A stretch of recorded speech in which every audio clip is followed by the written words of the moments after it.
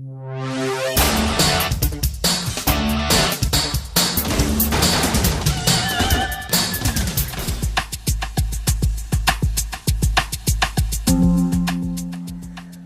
en aquest espai plató de la Fira del Llibre de València, de la 52a edició de la Fira del Llibre de València, a l'autor Manel Joan Llarinyó.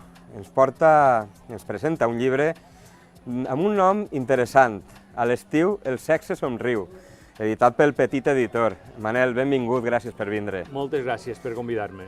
A l'estiu el sexe somriu, a l'estiu fa calor... Estàs buscant-me, ja sé que estàs buscant-me la llengua, és un eufemisme. La novel·la es titulava Eivissa, a l'estiu el sexe crida al piu, però l'editor va dir, home, encara que siga una novel·la eròtica, podríem rebaixar un poquet? Dic, va, eufemisme, a l'estiu el sexe somriu, no... Bueno, ja ens està donant unes claus. Pues explica'ns, Manel, què contes en esta novel·la. Faré un poc l'esquema. Mira, va de tres matrimonis, fica-li de 35-40 anys, parla dels homes. Un és dentista en l'hospital comarcal, l'altre és analista i l'altre és el tresorer. És tresorer de l'hospital i del partit que governa. I les seues dones, una és dissenyadora, però en excedència, una altra és catedràtica de grec i la tercera té una botiga d'articles esportius, però també de pròtesis, de vibradors, etc. Bé, el tema arranca, la novel·la arranca d'una mancança, i la mancança és que ells tres estan en la millor edat, 35-40 anys, tenen diners, es cuiden, juguen al tennis, estan molt bé, tots, els sis estan molt bé, excepte la professora de grec que no es cuida. Té un cos que no sabem com és, perquè com sempre du uns jerseis que no ho sabem, però té un cos potent.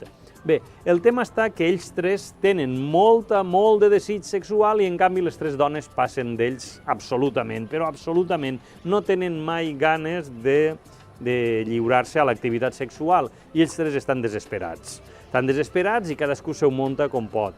El dentista, diguem que té un amant, la cuinera de l'hospital, l'analista un dia intenta... La novel·la és eròtica, però de riure. I, a més, té dues parts. Una part primera, que és la que intenta ara explicar, que és més realista, que va del tema eixe, del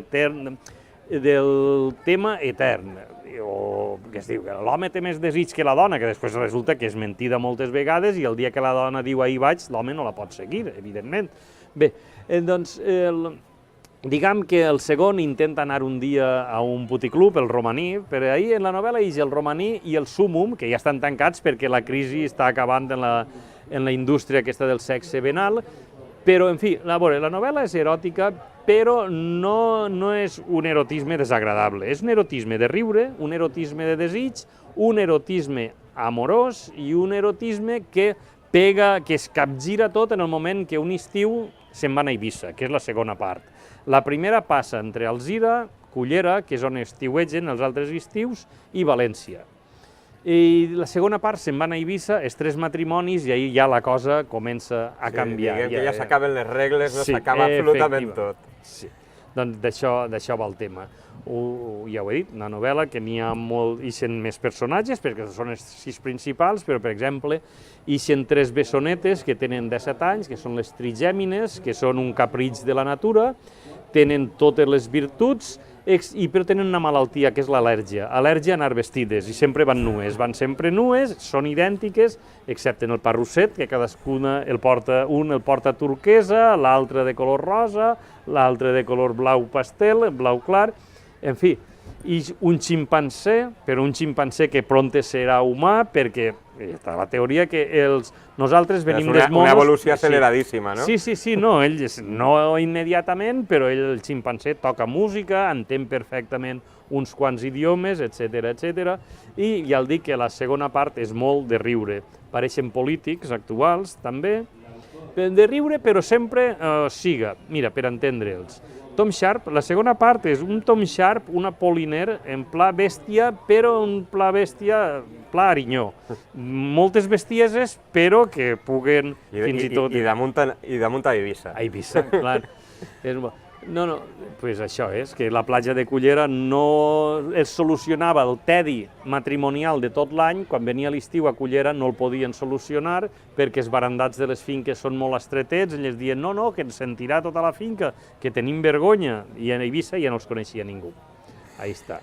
Es tracta... Havies escrit este tipus de novel·les, una novel·la eròtica? Havies entrat ja? Sí. A veure, a mi la novel·la d'humor m'agrada molt. He fet novel·la policíaca també i encara en faig, però es pot dir que em vaig iniciar en novel·la eròtica i vaig publicar en una col·lecció de Barcelona que es deia La Cuca al Cau, vaig publicar Estrès i Diari de Campanya. Després en Empúries vaig publicar Mateu, el fill d'en Marc, en La Piga de Pòrtic vaig publicar en Titola, vull dir, però ara feia molts anys que no n'escrivia i que no en publicava. I el canvi de registre, el canvi de temàtica, això com ho porta un autor com tu? Bé, jo escric el que m'agrada, i el que m'agrada llegir també. A mi és des de menudet que m'ha agradat llegir la pàgina de successos del diari, des de menudet.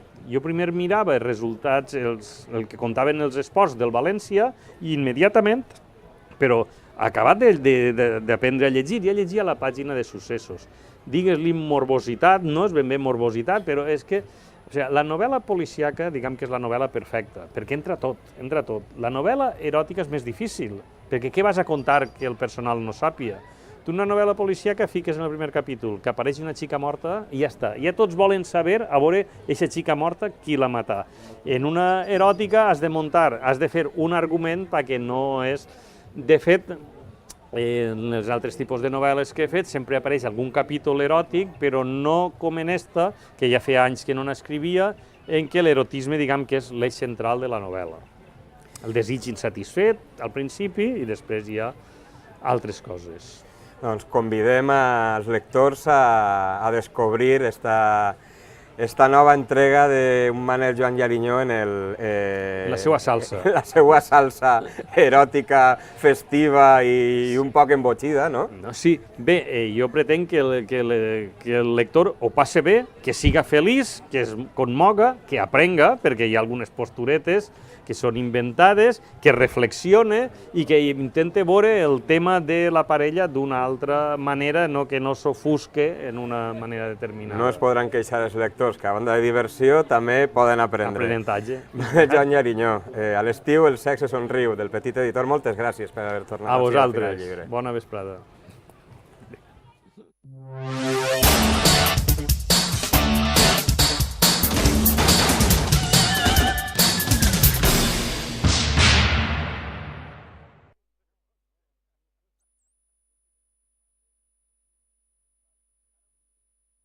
Mirar aquella...